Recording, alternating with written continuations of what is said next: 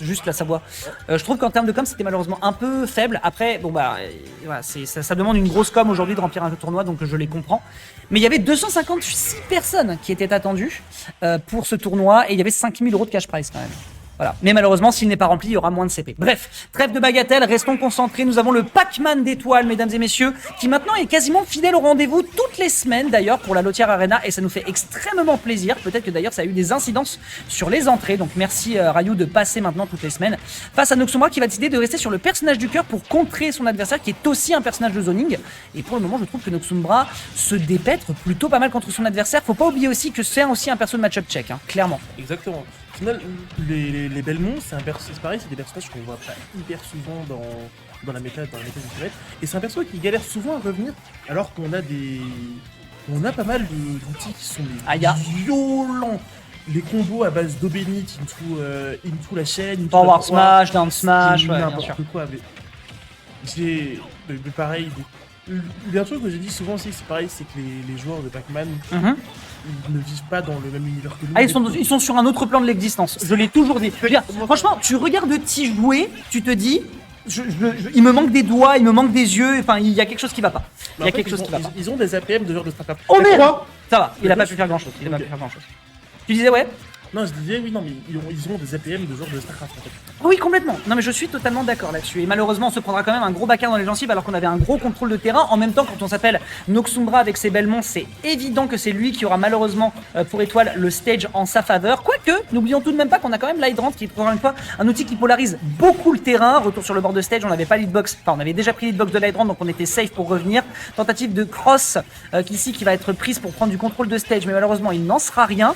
Je trouve qu'en tout cas, même si Étoile perd une stock ici, d'ailleurs c'est une erreur de ma part, c'est pas Étoile qui s'est fait prendre sa... Enfin c'est Étoile qui s'est fait prendre sa stock. Même si il est en désa, je trouve qu'en tout cas sa gestion défensive est plutôt pas mal. Malheureusement pour l'instant, le gros souci qu'il a, c'est qu'on a du mal à tuer avec le personnage. Ah c'est un regrab ça, hein. Oh non. Ok, belle gestion de désavantage. Tu as évoqué l'Hydrant de Pac-Man. En fait, l'analyse que j'en avais fait pour perso, c'était que l'Hydrant en fait c'est un troisième personnage sur le stage. Oui, absolument. Je suis d'accord. Les deux personnages sont forcés de jouer avec l'Hydrant, que ce soit en forme offensive ou en forme défensive. Je me suis fait dégager du winner par un Pac-Man ce samedi. Et pareil, je me disais, mais j'étais forcé de jouer avec l'Hydrant pour pouvoir essayer de faire sortir ça. Et là, ce upper tipper qui est. Backer, les catchs sont très propres, bel air dodge. Voilà, backthrow, tu pensais que tu pouvais spot dodge. Hein? Tu spot dodge sur un grab de Pac-Man. Il faut savoir que c'est pixel parfaite pour la plupart des persos, mesdames et messieurs, donc malheureusement on ne pourra rien y faire ici. C'était bizarre comme interaction, mais l'Obenit ici qui permettra de prendre le contrôle de l'Hydrant. Et comme tu disais, ouais, c'est un troisième personnage, l'Hydrant, à tel point d'ailleurs que je pense que la bouche d'incendie a été fabriquée en Suisse parce qu'elle peut autant être fatale pour Pac-Man que pour Noxombra. Et ça dépend juste de l'utilisation qu'on en fait. Attention, ici sur ce downer, on se fera catch directement par Étoile qui reprend un peu du poil de la bête. 131%, on se prendra le pair ici. Malheureusement, on a voulu avoir trop de confiance sur le retour de stage, mais Noxombra, clairement pas. C'est autant sa maison que le château de Dracula ici. Exactement. Et au final, on se retrouve sur des situations où, justement, la petite hitbox. En fait, je trouve que c'est merveilleux la gestion d'item play qu'a Noxombra ici pour reprendre la Hydrant à son avantage. Mais je t'interromps, mon bon moi. Je disais, donc, la petite hitbox de la chaîne. Oui, le sweet spot. Mais cette petite hitbox, elle vient chatouiller le petit corps de. Le petit corps de Pac-Man. Tu trouves que c'est un petit corps, toi, ça? Oui. Ah ouais, putain, la vache. C'est un léger, Pac-Man. C'est un léger. Effectivement, c'est un perso léger, mais ça reste quand même un gros. Je trouve que c'est une box assez généreuse tout de même. Hein. Certains joueurs qui parlaient des persos de Smash qui ont de bons chaussures. On a vu un Smash qui a été un peu bourré dans le shade de la part de Sol. Ah, ouais. Ça encore une fois malheureusement. Hein. Mesdames et messieurs, si vous savez pas jouer contre le ledge trap, demandez à quelqu'un qui sait jouer Richter et Belmont de vous entraîner et vous allez apprendre des choses. Et là je pense que Étoile il apprend plein d'interactions. Le backer malheureusement qui a été peut-être un peu impétueux, c'était pas une bonne couverture sur la roll ici, ce qui permet à Étoile de revenir sur le terrain. Attention à cette hache sauvée par la grande. Et on permettra derrière d'aller chercher un up smash. Malheureusement il n'aura pas le temps de charger suffisamment, ce qui permettra d'être sauvé derrière par la cross.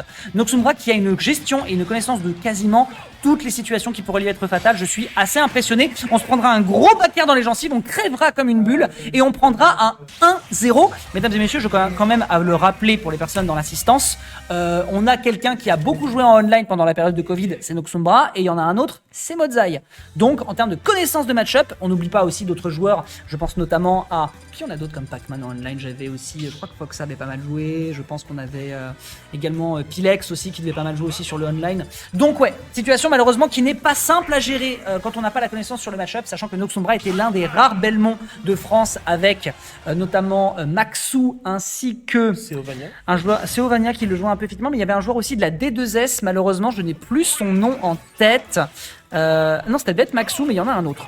Si vous avez des infos dans le chat, n'hésitez pas à me dire, mais en tout cas, ça manque de Belmont en France. C'est ça. Très clairement. En tout cas, on est parti sur Talon City, du coup, qui est un stage qui est plutôt à l'avantage encore du Pac-Man au final. Bah au final ouais, c'est une map qui a été prise au choix d'étoiles.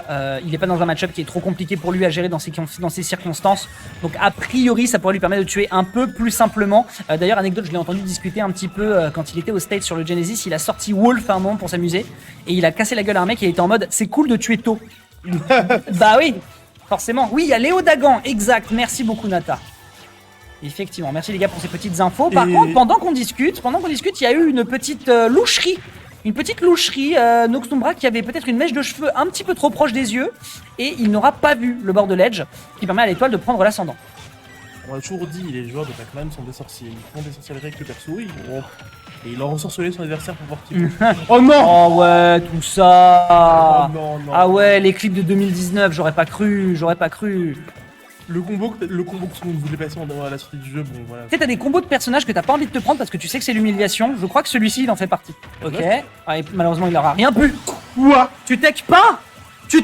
Où elle est la tech? On rappelle que cet homme était à l'Ultimate en tête 3 dans le top 8. Elle est passée où? Aïe.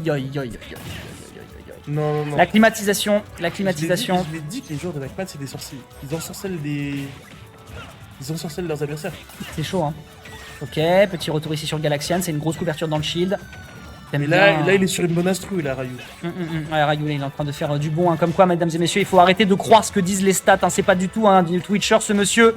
C'est un homme qui peut prétendre à un top 32 France sans aucun problème en termes de level. Hop, la neutral air, on récupère l'adversaire directement. La prolongation du combo est très très clean de la part de notre joueur de Belmont. Mais ouais, arrêtez de croire ce qu'on dit sur les réseaux. C'est pas du tout un Twitcher, cet homme. C'est un vrai tryharder de Smash Bros.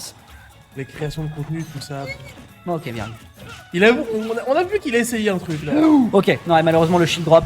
Je sais pas s'il a voulu pari, mais là c'était peut-être un peu gourmand. C'était peut-être un poil gourmand, mais bon, 91%. Après, ça peut aller très vite avec Noxumbra. On est à 2 ou 3 interactions de la gamme du côté d'étoile là. Oui, absolument. Et ceci dit, une cloche sur le ledge et la stock elle part. Hein. Ok. Malheureusement, ouais. Malheureusement, à ce moment-là, la fiole elle est neutre et là on sera rentré dedans. Oh, pardon. Combien de temps il a été invincible sur cette dash attack? C'est incroyable. Trop longtemps. C'est pas normal. La pomme qui a contesté la hache. Wouh, chaud patate. Est-ce que c'est drop la cloche là? En vrai. Oh, ouais, il peut rien faire sur ce pari. Il perd la cloche ici, il en est conscient. Du coup, ça reset up la drop. Est-ce qu'il va pouvoir s'en servir en... Aïe. Ok. On a vu que le shield a pris pas mal de dégâts au final. Non, et puis en même temps, attends, il faut qu'on discute aussi du nombre d'interactions qui est en train de se manger étoile. Non, Sweet Spot. Le Sweet Spot, mesdames et messieurs, la chaîne d'Andromède qui va envoyer étoile aux enfers du loser bracket sur cette interaction alors que la cloche était à ça d'aller attraper l'adversaire.